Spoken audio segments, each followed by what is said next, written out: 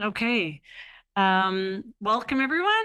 Happy Thursday. Today for Citywide Medical Grand Rounds, we have a treat. We have a visiting speaker who we'll introduce in a moment.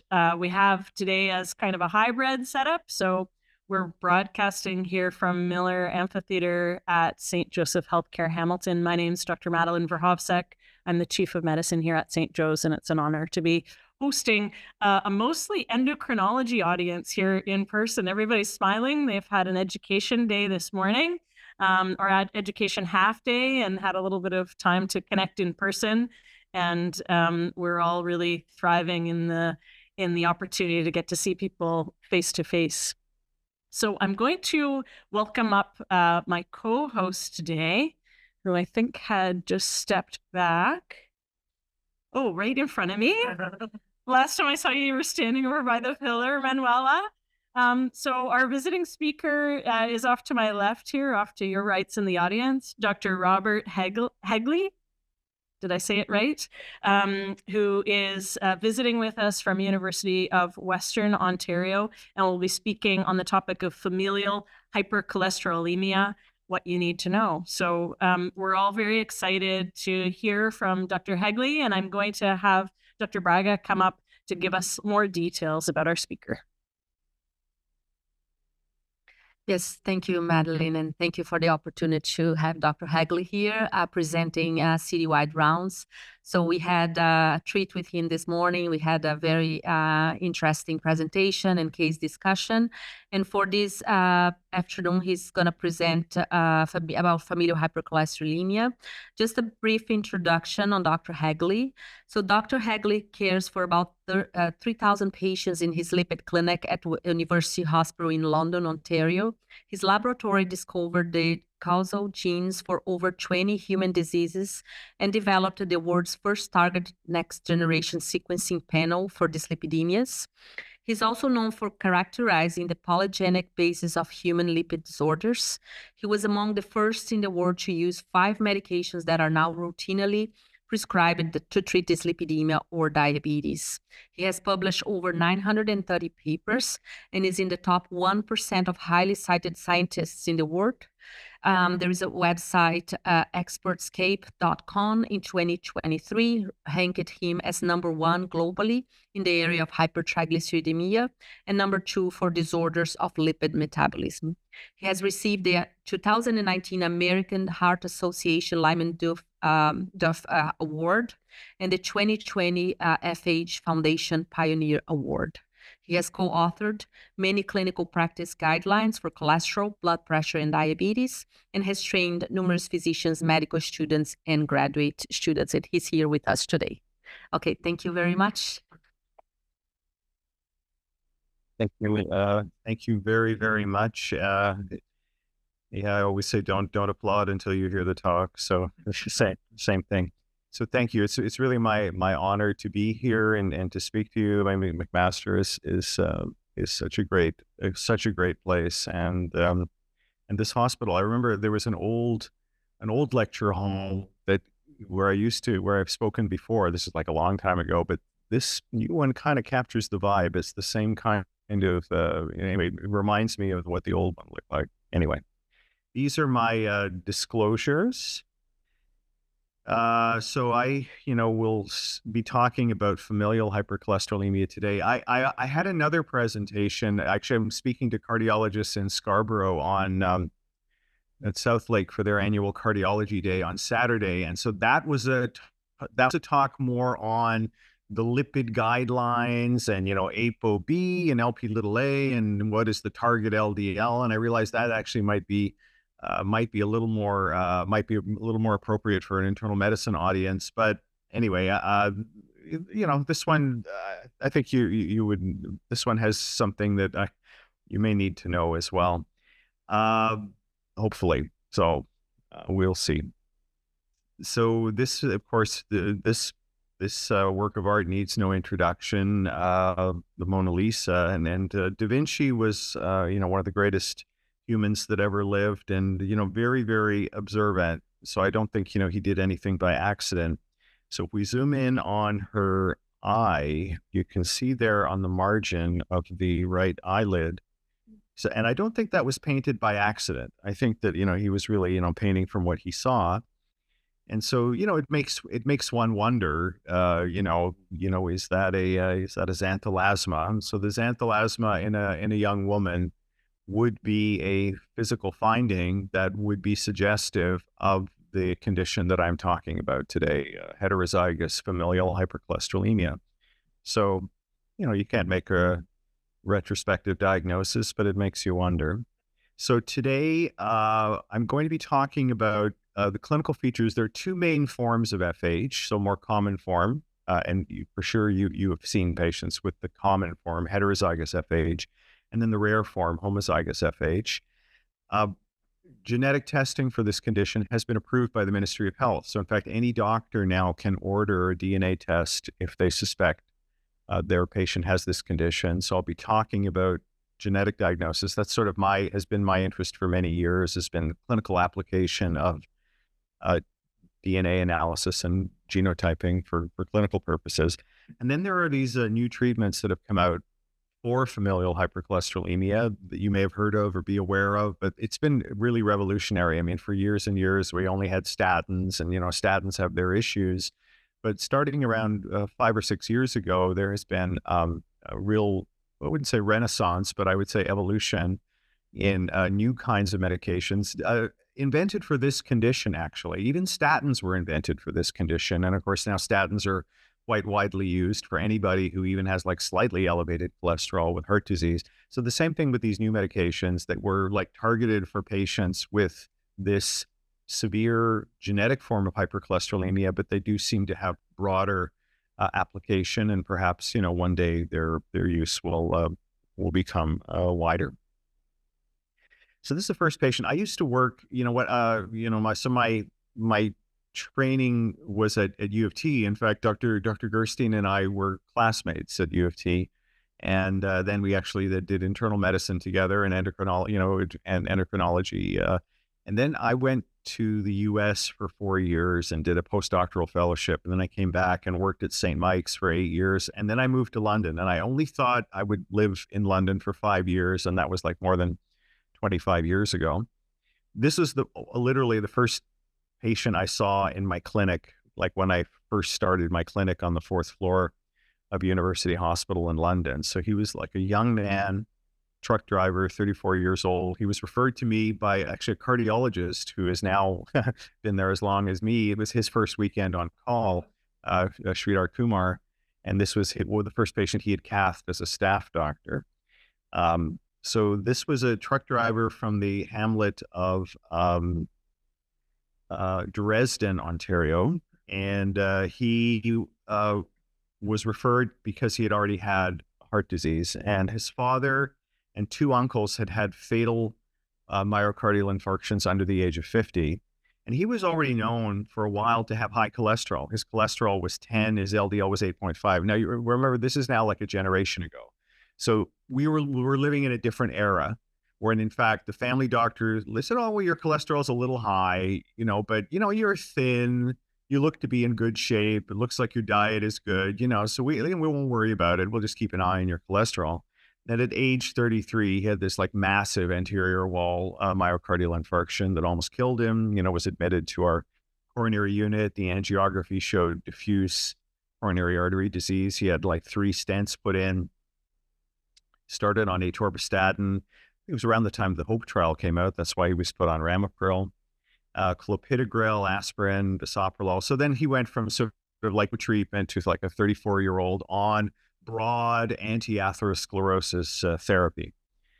And we actually wrote him up. And this was, to raise it. So this was actually many years after, or a few years after I met him. But this was to raise awareness in Canada of familial hypercholesterolemia. So this was in the CMAJ. And so in this condition, you would know, okay, very high LDL. So if an average LDL level might be 2.5 or 3. So these patients, they have a level of 5. And it's not because they're eating, too many Doritos or like too many fries. It's, it is a genetic issue that I'll show you. And it goes even higher from there. And then this, the same LDL that then gets deposited on the interior of their arteries, it actually, in this condition, it is so high, and from like the moment of conception, it gives characteristic syndromic physical findings as well. So thickening of the Achilles tendons there. If you discreetly feel your own Achilles tendon or that of the person beside you, you will notice that in fact the Achilles tendon is rather slender, a rather slender structure. So here the lipid, and for some reason the lipids like to deposit in extensor tendons. Like it's like, I don't know why, but and then the extensor tendons on the back of the hand there in panel B, and then around the eyes, that's xanthelasmas like the Mona Lisa maybe had, and then corneal arcus. So that's the other thing. So there's this old sort of politically incorrect term, arcus senilis. So if you see a corneal arcus in like an elderly person over the age of 75 or 80, then that's considered to be aging related. But if you see it in somebody in the sort of third or fourth decade of life, then this would lead you to think that, yeah, perhaps there is a genetic cholesterol issue. So these are all things that we can find on physical exam.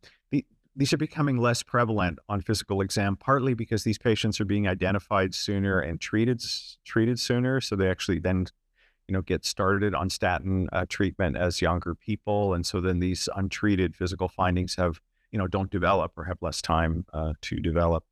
They also actually can reverse if you can get the LDL low enough. So this patient that I showed you, so I'm very fortunate. So then in addition to my clinical practice, so I also run a research lab, and my research lab is focused on human genetics and the Human Genome Project. And I've always been trying to think from day one, how can I meld both? How can I use the DNA sequencer as, as like, an honorary stethoscope, as like an extension of the physical exam. And so every patient that I see, so initially it has been on a research protocol. So that when they come and see me for like medical advice, lipid guidelines, treatment, whatever, then, as a like multitasking, I then ask them, and by the way, I'm doing this research study, funded by whatever, Genome Canada or CIHR on genetic testing and dyslipidemia. Would you be so kind as to give me a sample of your DNA and, enroll in my research study? And like maybe once or twice a year, I will get a patient who turns me down. But fortunately, most of my patients also consent to be part of the research. So we've acquired this very large database, and simultaneously, we do DNA diagnosis, but it's been incorporated into my thinking, because then I report back to the patient the next time they come, their research result. But it is kind of not just the research result, but it also is thinking, okay, well, does this have clinical relevance, and what's that like? How are they reacting? What is the implication of that? So I do have this sort of longer term perspective, at least in my field, which is, I think, kind of unique, that we have been integrating DNA testing on a clinical basis. And now finally, this year, we are seeing, implemented in Ontario, this type of genetic testing for clinical use by anybody.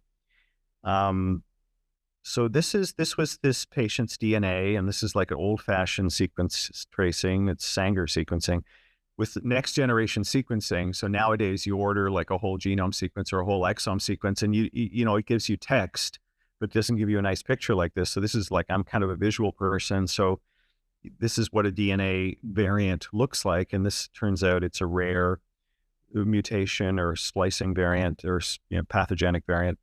So here's the border between exon 14 and intron 14. And normally at this position, there's this, single peak, which means both copies are the same. And here in this patient, you can see there are two peaks, kind of overlapping, indicating that they are a heterozygote. They've got, one of one color. Don't ask me, like I'm colorblind. So these these colors are lost on me. So I think one is black and one is green, but maybe not. But anyway, they're clearly, and so you think, okay, well that seems a little bit, that little teeny tiny change on the DNA tracing sounds kind of bogus. Are you telling me that raises that cholesterol level so high, and he had a heart attack when he was 33? I don't know. And but then it's the human human cells, liver cells, cannot creatively problem solve. So if it's like, for instance, there's a cholesterol buildup and they're looking for, okay, I need more receptors here. And the instruction manual, instead of saying, here's a cholesterol emergency, dial 911, but instead of saying dial 911 at this critical position, this is dial 921, right? So it keeps dialing 921, the number you're trying to reach is not in service, or, or I guess maybe the analogy nowadays, so that's like telephones, maybe nobody knows what a telephone is, but this would be like GPS.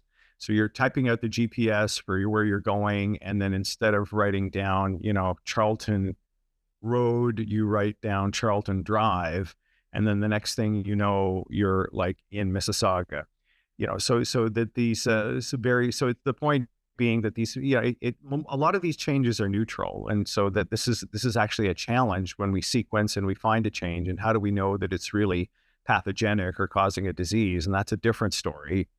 But the point is that when there is a pathogenic variant, like a very, very small change in a critical region that is subserving a critical subcellular molecular function, then can have a profound consequence, even though, to the layperson, it may just seem like a teeny tiny change in the genome.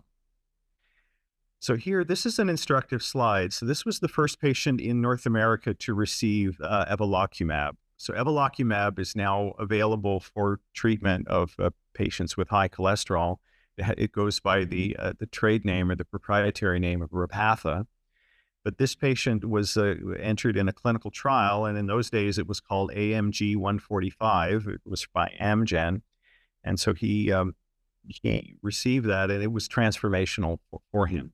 So remember, I told you that his cholesterol level was 8.5 untreated, and then he went on to a statin, and it came all the way down to 5.04. If you just focus on the second column from the right, it's really the most important thing. So this is a disorder of LDL, low density lipoprotein, and then we switched him to like a arguably more potent statin, rosuvastatin, and then we added a second drug, ezetimibe, and then that LDL came down further to 3.8. But you may know that the current, say, lipid guidelines, the standard of care today, says that like the minimal or like the maximal accepted for somebody with heart disease with this clinical situation, like the highest tolerated LDL according to guidelines is 1.8. Like we want to get LDL down below like 1.4, 1. Like as low as possible to initiate and to motivate even regression of those lesions, of those plaques in the arteries. So there with the old treatments, because these patients have a genetic problem and they're starting at such a high baseline that even like with, the most potent doses of statins and ezetimibe, the best we could do is like 3.18. And then, evolocumab came on, he was blinded for a while, and then he went on to the open label part of it, and his LDL was 1.3, and it was like a miracle. So these drugs for these patients, and then I would argue even more broadly, so for patients who don't have a genetic dyslipidemia, but are like, challenging secondary prevention patients, recurrent MIs, statin intolerant, So these drugs have turned out to be, anyway, I'll talk a little more about them, but it has been a big step forward for sure. The reason we have them is because of this disorder. The reason we have statins is because of this disorder. Statins were originally invented in the 1980s to treat this condition, and of course now statins are used by millions of people. So FH, so it is a disorder, as I mentioned, of LDL metabolism. It's an autosomal dominant. If you follow, you remember your medical school genetics, and there are two forms, and there's a dose-related effect. So one form, so it's dominant in the sense that one variant allele, you express the phenotype, but then it's additive on top of that. So if you inherit two variant alleles, then the phenotype is like really severe. It's like then the homozygous. Fortunately, those patients are rare, but quite a devastating condition that I'll talk about. So very, very high LDL, and then its fellow travelers, non-HDL and ApoB. So, in fact, the talk that I was going to give, or that I'm going to give to the cardiologists, I go quite a lot onto this point, that, LDL, all the guidelines and all the clinical trials were based on treating LDL and getting LDL to like 1.8 or lower. But in fact, the guidelines in Canada say that you can use alternative variables, that you can use, in fact, for non-fasting, there is this non-HDL, which is simply the total cholesterol minus the HDL, which is mainly LDL, and then a few other components. And then there's this new test that I'm sure some of you are aware of that you can order. It's now covered. Before it was, the patient had to pay for it, but as of the last 18 to 24 months, it is a covered benefit from the Ministry of Health, and that's called ApoB. So ApoB is the protein component of the lipoprotein. So it's a lipoprotein, lipid protein. So LDL, low density lipoprotein, LDL. So the lipid part, the kind of the chocolate in the Smartie, or the chocolate in the M&M, is the cholesterol. And then the candy coating, the protein on the outside, that's ApoB. So there's two ways you can skin a cat to measure like how many particles that you have. You can either measure the chocolate, the LDL cholesterol, that's 1.8, or you can measure the candy coating, the ApoB, with a laser focused immunoassay that is like way more accurate actually than LDL cholesterol. And there the critical value is 0.7. So I'm now sort of slyly insinuating some of my guidelines talk here just to give you some points to take home, perhaps. That's not, but the point being that for this condition, until we had these new drugs, those were just aspirational. Like nobody ever had an LDL. Like, we would treat them with chemotherapeutic doses of statins or whatever. Nobody ever got to an LDL of 1.8 or an ApoB of 0.7. But now with our new medications, it is completely feasible. Other lipid fractions. So you remember, triglyceride, HDL. So those are basically normal in this condition. It's an LDL problem. It's just that part of that. And the two forms are, remember I mentioned, so heterozygous, that's one copy. So that's less severe, but more common. In fact, in Ontario, we think there are 60,000 people. So, slightly more than the population of Woodstock, or maybe like what you could fit twice as many in the football stadium here, at one time, or the Sky Dome or the Rogers Center. And there, the LDL levels are between 5 and 10. And then there's the homozygous. So in Ontario, we know of 15 homozygotes. And I know some of them actually come here for their care as well, to this hospital at Jurevensky. And it's a super rare disorder. And, I'll talk about that as well. And they're like, the LDL is like off the scale. So these patients have like no receptors. They are completely disabled in terms of being able to clear LDL out of their blood. The heterozygotes have still got like one receptor that works. It's just they're kind of always functioning on half power. But the homozygotes have got like no functional receptors, and then they get. So I'm aware of a homozygote, the little brother, the older brother of a girl that a young female patient that I'm taking care of now. So she's 11, but her brother died at 3, and it was a fatal myocardial infarction. It wasn't like, he was like smoking or insulin resistant. It's like all LDL of 25. So we know that LDL is bad for your arteries. This is the physical findings I showed you in both forms. It's just that in the homozygous form, they start to express physical findings as children. And then early vascular disease. So untreated, you start to see presentation in the heterozygous form. So like, the 60,000 people. So if you have a general internal medicine practice, say of 2,000 patients, you're going to have, whether you know it or not, you have 5 or 6 patients like this in your practice, just based on statistics, just based on population genetics. So, and they untreated, it was like my patient. They start getting vascular disease, our heart disease in the 3rd to 5th decade. The homozygotes, they can start getting like symptomatic vascular disease in the 1st to 2nd decade of life. So that we have now a Canadian definition of like, how do I know my patient has FH? So back in the day, we used to teach, okay, you look for these physical findings. Even though we, in my clinic, we teach and look for the physical findings, but, they're subtle sometimes, the tendon thickening, or if you're not like really looking closely at the eyes, or, for those like corneal arcus, you have to actually, elevate the eyelid because you don't really see the top of the cornea, and then you can So the physical findings are often missed. And so typically now this is a biochemical diagnosis that the patient goes in for insurance or like for, the physical exam the first time they've moved out of home and they're at university. And then, somebody finds that they've got an LDL of 6.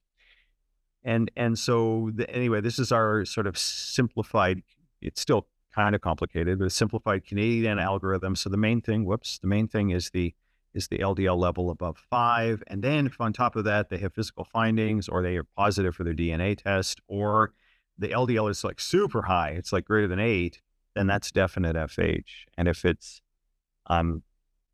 is not, then if they don't have those, but then if you have, say, a family first degree relative or a proband with heart disease, then it's probable FH.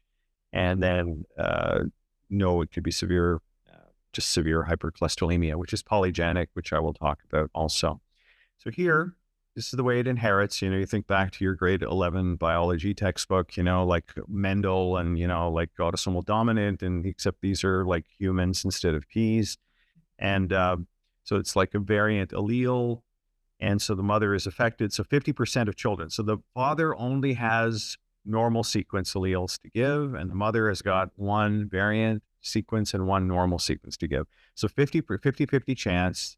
The father is only giving normal alleles. The mother is 50-50, whether the child inherits the variant allele or the normal allele. And so this is the math. So the one thing is that when you make this diagnosis, then that tells you something about family. So that 50% of first degree relatives are also going to have this. So then this is, okay, how would we know, like how do we find the patients with this condition? So that's why it's important even to make the initial diagnosis on the initial patient, because there's this principle, not just for this disorder, but for like genetic disorders that follow this classical inheritance pattern called cascade screening. So just like the cascading waterfall, where you can imagine, different generations of water coming down the waterfall and kind of cascading out. So that's the idea, is that you can, by targeted. So the alternative would be what they do in the UK, which is universal screening, which they screen all infants at birth, and on the chance that they will find. So for every 1,000 infants screened at birth, they find 4. It's about 1 in 250. It's 1 in 250 in Ontario. So they'll find 4 with this condition. And then the parents don't know they have it. So then they'll go back and screen the parents, and they'll find another 4 parents. So they'll find a total of 8. So that universal screening, for every 1,000 patients they screen, they find 8. So we're not, I think in Ontario, we're still just recommending, cascade screening. So screening within the family once the diagnosis has been made, rather than universal screening at birth. And then how do we treat it? Well, you have these old-timey drugs that, I think even some of them are still mentioned on up-to-date, but we really don't use them. Niacin, bile acid sequestrants, statins, ezetimibe. And then here, we have the PCSK9 inhibitors, and then some even newer drugs that I'll tell you about. And so this is then, the one thing, with statin treatment. So I remember the first patient that I saw with FH when I was a trainee at Sunnybrook, actually, with Jay Silverberg. And they were being treated with the cholestyramine. So this is around about 1985 or 86. And so when the statins came out in the late 1980s, it was like a miracle. It was like then these bile acid sequestrants were like terrible drugs, and they didn't work very well. And the statin, like a tiny little pill that like lowered cholesterol by 50%. And, now statins have their issues for sure. You're all aware of that. But on the other hand, statins have their benefits. And so this is an observational study from the Netherlands that shows that this was in the Netherlands. They know pretty much everybody who has familial hypercholesterolemia. It's a small country. A nurse can drive across the diameter of the Netherlands in 4 hours, so they know every single patient there, and they've made this a priority in that country. And so now, before the age of before statins became available, they have like the trajectory of disease, and then after statin. So it's still that slope that says statin treatment, that's still, that's not normal. Like that's not, it still would be better if they didn't have it, but there's a big benefit. So statins, like the numbers needed to treat analysis for this type of study is three. So if you treat 3 patients for 5 years to prevent one event. So it's actually, quite effective treatment. And now we have these PCSK9 inhibitors. So these are the newer drugs that I've told you about. These are these monoclonal antibodies, and they work through binding a protein whose job seems to be to cause a degradation of the LDL receptor. So these drugs prolong the lifespan of the LDL receptor. They're given subcutaneously. They're given the 2 main ones, alirocumab and evolocumab, are given every 2 weeks, and they have about the same efficacy. It's about 50 to 60%. So this is on top of the statin. So you can see in the placebo group, they're on a statin. The LDL is 3.5. It's like FH.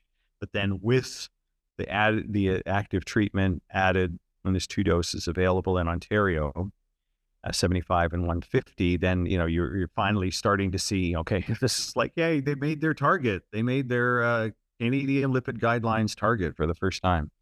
And with evolocumab, it's basically the same thing in heterozygous FH.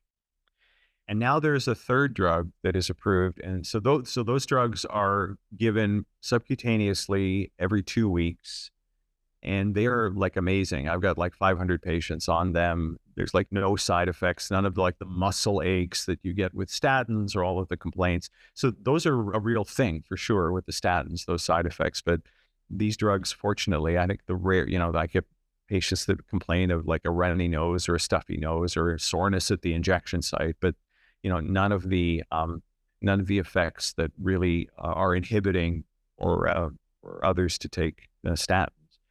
So it is, definitely a step forward. The issue now is that they're under patent and they're quite expensive. Not as expensive as in the U.S., but still quite expensive. So you either need, they are covered by ODB for this condition, but if you're under 65, you pretty much need, you have to be wealthy, or you have to have a good medical insurance, good drug plan.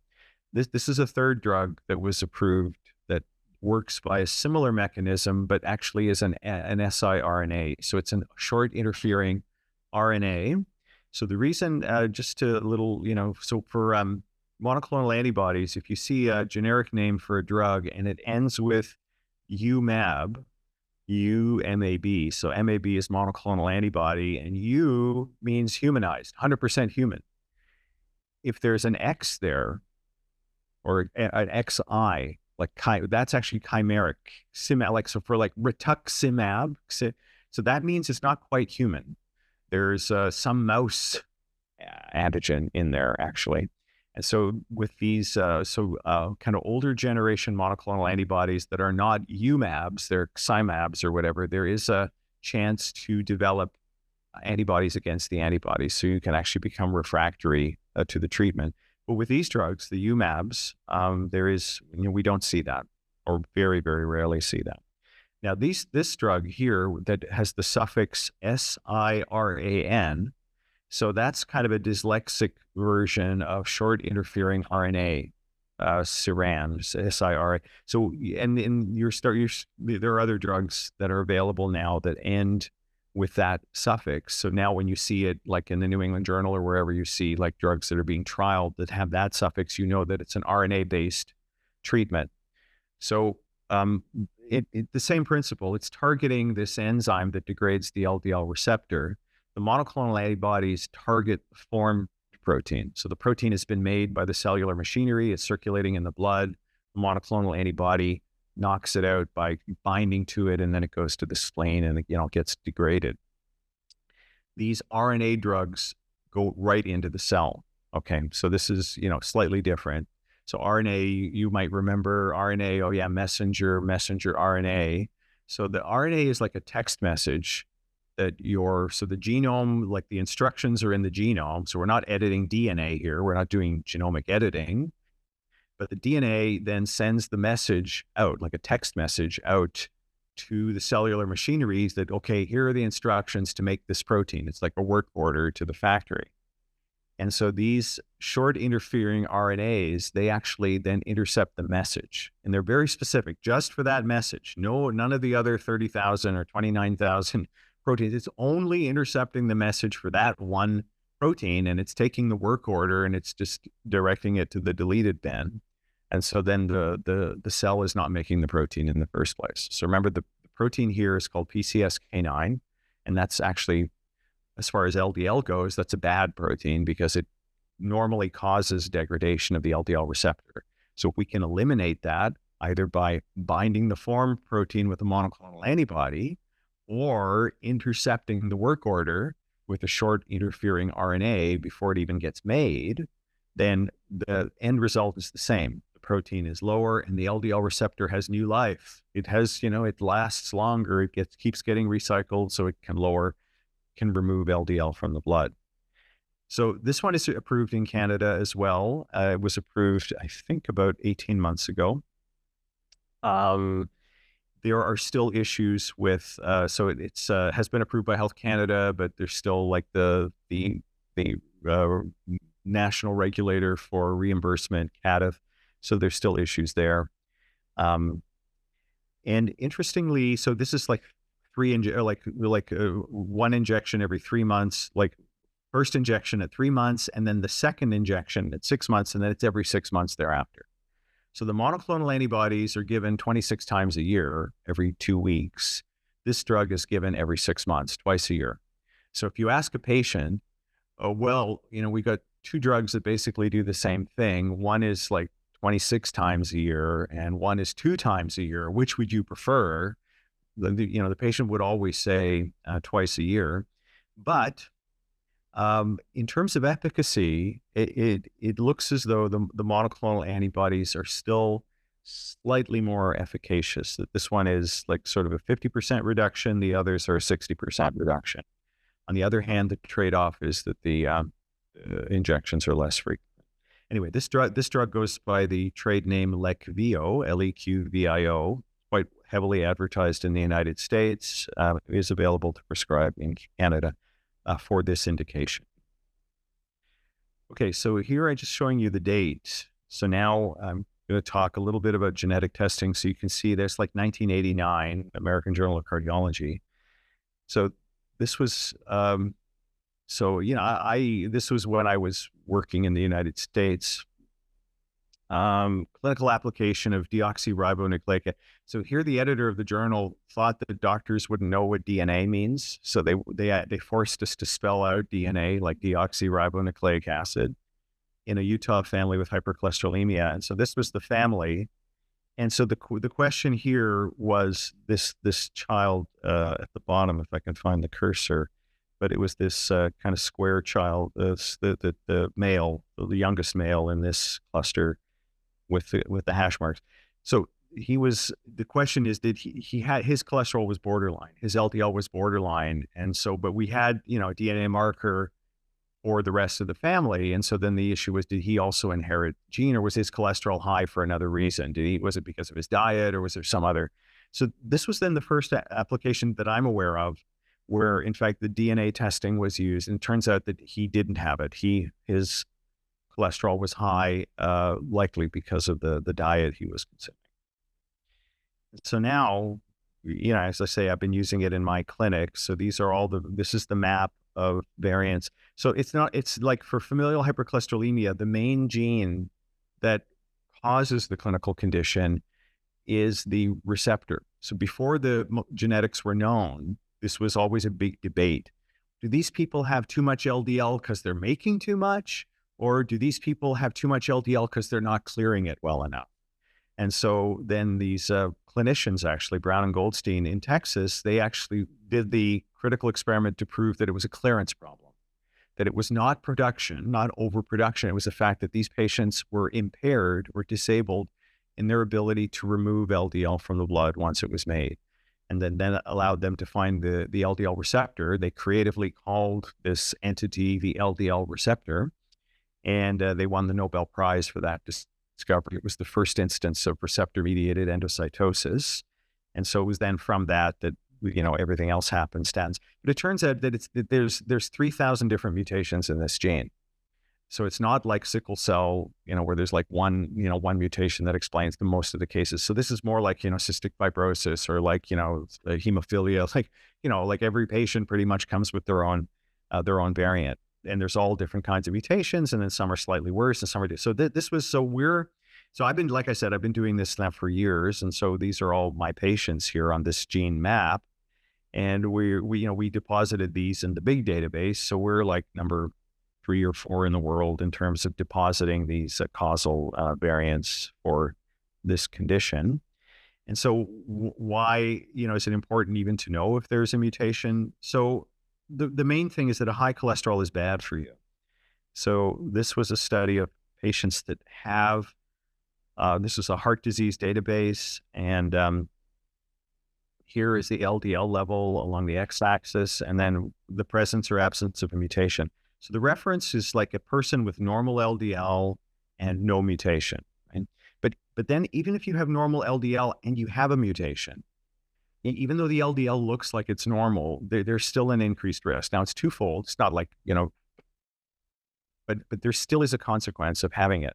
The main issue then is over here. So if you've got a high LDL, say LDL over 5.7, our guidelines say 5, so it's fairly close to the guidelines, then just knowing that the LDL is 5, okay, without, like, the patient doesn't have a variant, just like, then the risk compared to the person with normal cholesterol and no mutation, it's a 7-fold increased risk of premature coronary disease. But if on top of that, then there is a mutation, meaning that the FH was present since, conception, then it's a 26-fold increased risk. Okay? So it's massive. Now, I would argue, so then people use this, okay, well, then, you need to check for the mutation. But to me, I'm even thinking that, clinically, just even knowing that the LDL is high, that should be motivation enough for you to, okay, whether it's 7-fold or whether it's 26-fold, I mean, that's still high. You wouldn't skimp on treatment for the one whose risk is only 7-fold increased, right? So, but it does show that there is, that there is actually incremental clinical value to knowing that there is a mutation. So the point is, so when I went from that first slide where we actually showed that you could use DNA testing in clinical decision making, so I'm now, as of January, this is now a covered benefit by the Ministry of Health. And so this is, you can order, any doctor in Ontario can now order a genetic test for familial. Now, it's not like a requisition from Life Labs where you can just like check it off. You have to go on the website. It's like all genetic tests that are available, BRCA and, these kinds of tests, but, it is available. And right now, I don't think, the volumes are fairly low. The turnaround time is fairly short. And the one thing is, it's not just you can do it on everybody, that there is a little bit of work involved. You have to, you have to check off these boxes. Is there a family history? How high is the LDL? And, and then their age cutoffs and so on. And then there's like information for patients as well. So like for me, it's like, it's gone, like it's actually, so within my lifetime, I've seen it go from like a concept where, okay, we're just kind of doing it as a research thing to now it's like a real thing and that is available. And so this is the requisition form and an example of the requisition form. So you can just Google FH Ontario or familial hypercholesterolemia Ontario, and that's on the website. And then really the part that you have to fill in here is like, okay, what is the LDL high enough? And, what is the family history and all this. So there are some boxes to check. Right now, this is not really being heavily scrutinized. So you can still, check it off. And I still think it's, at this point, the volume is so low that it will get done. But I'm thinking in the future, maybe they will be more closely triaged if there's not like a family history or some additional feature. Okay, so that's the heterozygous form. So now we've gone from like, okay, used to be, we understand how it works. We have treatments, and you can order a genetic test even for it.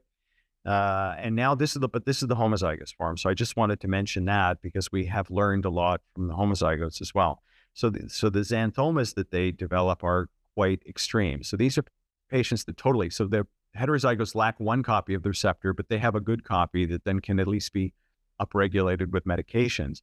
But the homozygotes are totally deficient in receptors. They have like no way of getting rid of LDL, and it starts like depositing in all of these untoward places, including the heart and the coronary arteries and the aortic valve. So actually, Dr. Luthra mentioned this morning this patient here that has this really bad aortic valve disease. So that's another thing, is that so we have been managing them until recently with apheresis. So the only way really to remove that much cholesterol, they don't respond to statins. They don't have the metabolic machinery. They don't respond to PCSK9 inhibitors. You need to have receptors to respond. So the only way has been some apheresis procedure. And then even with apheresis, they develop this really bad, so that they don't, they get this bad aortic valve disease. So instead of dying at 20, they're now living into their 40s and 50s, which is definitely a step forward. And they get, this sort of really dramatic calcification, so their arteries are like, the arteries of a 70-year-old when they're like 20. So I was, so there's actually a guidelines or position statement on homozygous FH, so this condition. And so I was invited to be part of it. It was, not just Europe. And so this was our abstract. So this is it's very, very high LDL, and it's 2 heterozygotes. So heterozygotes are 1 in 250 in the population. So you have to imagine, okay, that's already a rare event, except maybe in certain communities, or maybe you're familiar with founder effects. But in general, just as a random event, it's like 1 in 250, 1 in 250. And then, a quarter of their children inherit only normal alleles. Half of their children are also heterozygotes. And then a quarter of their children are homozygous, have this condition. And then, these are the genes, but the main one is the LDL receptor. There are other genes that can cause, the same phenotype. And then they get, the aortic valve disease and, these physical features that I showed you, except instead of getting them in adulthood, they get them in childhood. So this is the common referral path, is actually through dermatology. So they've got 3 patients that I'm taking care of. They were originally identified because they had these skin lesions, xanthomas. They had initially then went to the dermatologist. The skin biopsy was performed. It was found to be fat-filled, and then the lipids were checked. And then they got referred to the lipid clinic. So that seems to be the path now for referral, is not really through cardiology or endocrinology. Eventually they'll get there, but it's through dermatology. And they get, xanthomatosis and premature athero and aortic disease, as I showed you. And then there's this sort of survival disadvantage. And this is a survival disadvantage in low-income countries. So in high-income countries, it's still not great, but at least there's like a 10-year. So if you happen to have this condition and live in a high-income country, you live 10 years longer compared to a non-high-income country. And then we have apheresis, oral agents, and then these biological treatments that I'll show you. So it's like pack years of smoking. So the cumulative impact of LDL, if this is then the age of the patient, and this is then the cumulative burden of LDL, so like the equivalent of pack years of smoking.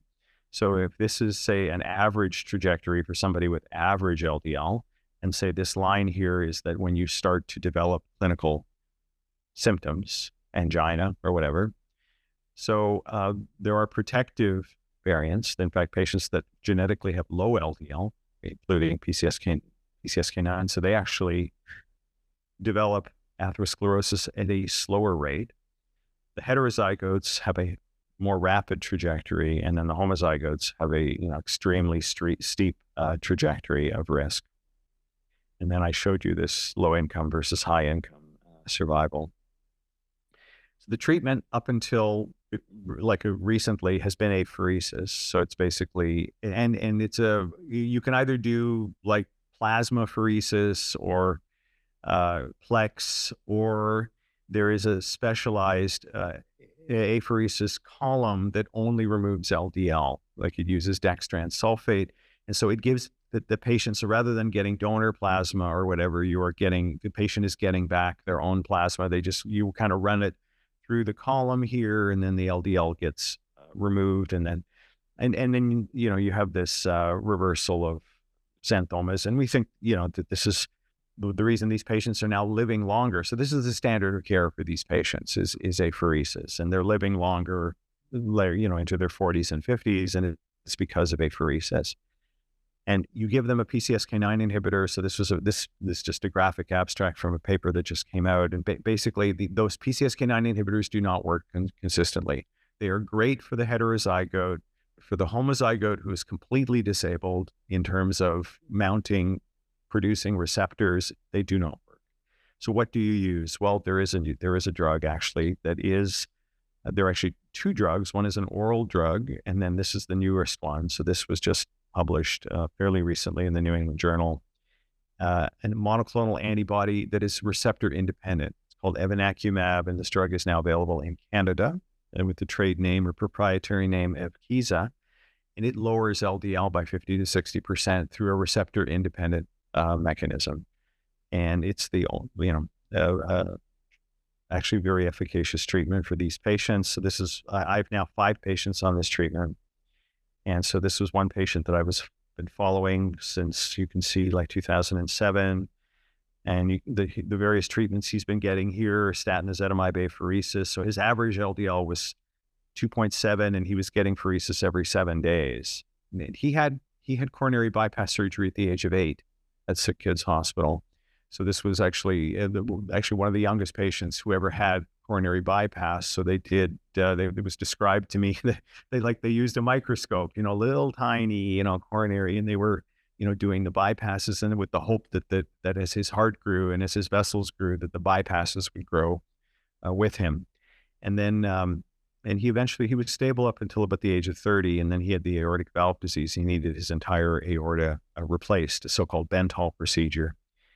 So anyway, I've been following him. And so you can see here, we changed the apheresis. So you can see even going to more convenience. So unfortunately, nobody lives just around the corner from the apheresis unit. They're all like 2 hours away from there. So they come in. So this is like, their life revolves around, apheresis.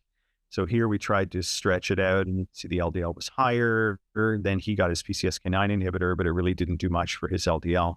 But now he went on to, evinacumab. His LDL is now 1.6, which is like a miracle. And, he's only getting apheresis once a month. So now he comes in once a month. He gets his drug treatment and he gets his apheresis. And so it has been a big change in his quality of life. So this has been a major, major step forward in the management of these patients. This is my last slide. So just to say that I talked about these two conditions here, heterozygous and homozygous FH. The prevalence is 1 in 250 for the heterozygous form, about 1 in 200 to 300,000 for the homozygous form. In Canada, so in Ontario, we think there are about 60,000 with the heterozygous form, and we know of like 15 with the homozygous form. There are 1 pathogenic allele for the heterozygous form, 2 pathogenic alleles for the homozygous form. The initial presentation is usually silent. It's incidental on biochemistry for the homozygous form. Less commonly, we're finding those physical findings in adulthood. But then for the homozygous form, the typical way is xanthomas in childhood.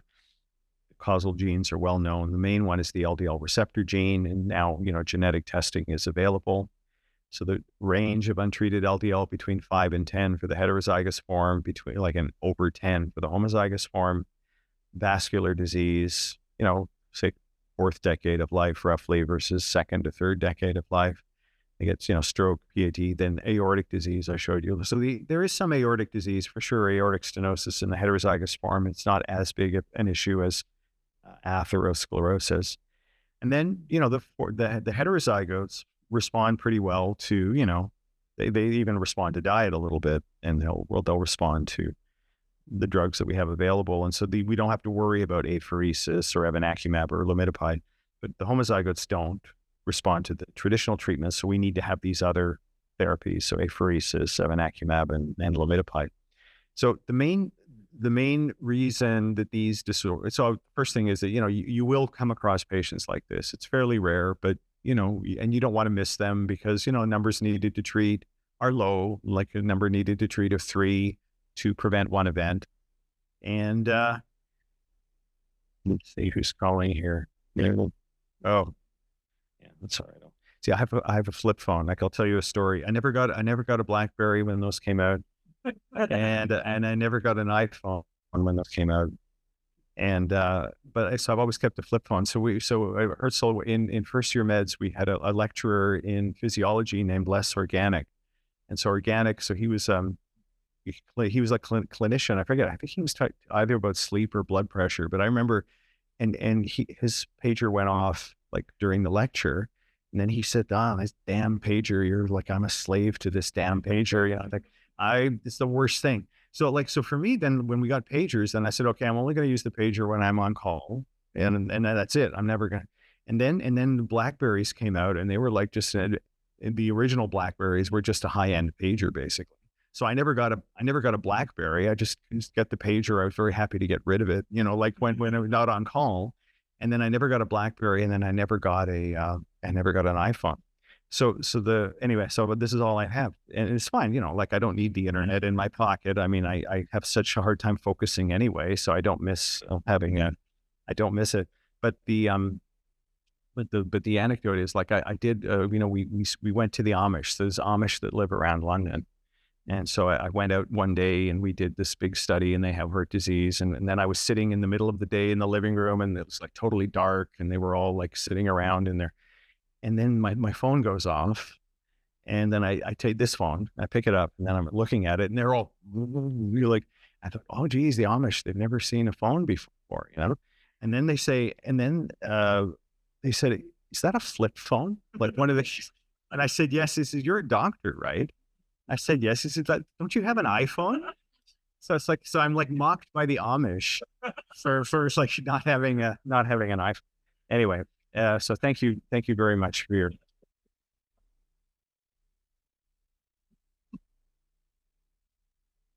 Thank you very much, Dr. Hegele, for really an outstanding talk. As I was sitting there reflecting, you know, I think this topic we're here on account of Endocrinology Education Day, but as you illustrated very well, you know, this touches on so many other areas within medicine, including general internal medicine, primary care, cardiovascular surgery, you know, lab medicine, of course, and many others. And you also did really highlight that network of expertise across the country. So we really appreciate you coming here from London, and also acknowledge all the wonderful expertise that we do have locally within even the room here. So we're going to take this question on Zoom, and then we'll log off from the Zoom. And if there are folks in the room who want to have some live Q&A. So the question that we've got here is, can you comment on the cost of these meds? And I presume we're referring to some of these newer agents that you mentioned. Yep. So the statin, the generic statin is around $300 a year, or even less now, even like for some of them under $200 a year. The monoclonal antibodies, the injectable PCSK9 inhibitors, those are around, if it's private insurance, it's around $5,000 a year. If it's the ODB, the cost of the government is $2,000 a year. So, but you know, it's still very early. These drugs are on patent. The drugs are actually much cheaper. Like in the United States, the cost is actually much higher. It's double what we pay in Canada. So it's still high, though. There's no question. But the hope is that there are actually more products of a similar, like biosimilars, kind of similar target, different mechanism that are coming on stream, and that as there is more competition in the market, that will help to lower the cost of these drugs. Thank you so much. Okay, I'm going to. Do you think that if they lowered the cost, that it would be smarter for them, because they could actually, because these aren't super rare disorders, right? I mean, Really, the answer to my. So so I totally agree. And so they ask me, so the one thing I know for sure is they don't follow my advice. So my advice has always been just exactly what you were saying. So that, to price it, it's, it's maybe twice as much as a statin, but not like 10 times as much as a statin. And just for fairness, for access, equity, and just, but sure, or some volume, they would just make it up in volume. But I saw it's the pharma. It's just the general issue with pharma. So I guess the good thing is that they don't listen to me. But other people feel the same way. So the only thing we can hope is that there will be, there are other, like I said, biosimilar products that are maybe a year or two away that maybe will help to lower the cost. Okay, excellent. We're going to bid adieu to our online folks. And again, thank you to Dr. Hegele. Thank you to the endocrinology group, to Dr. Braga for organizing and inviting you and bringing you here, and Kathy and Adam, of course, for organizing the in-person aspect here. And I'll just highlight that next week, May 30th, HHS is the host site. We're back to Zoom only, and it's Dr. Hugh Truckware from GIM who's going to be presenting. So have an excellent week to all who are online. Take care.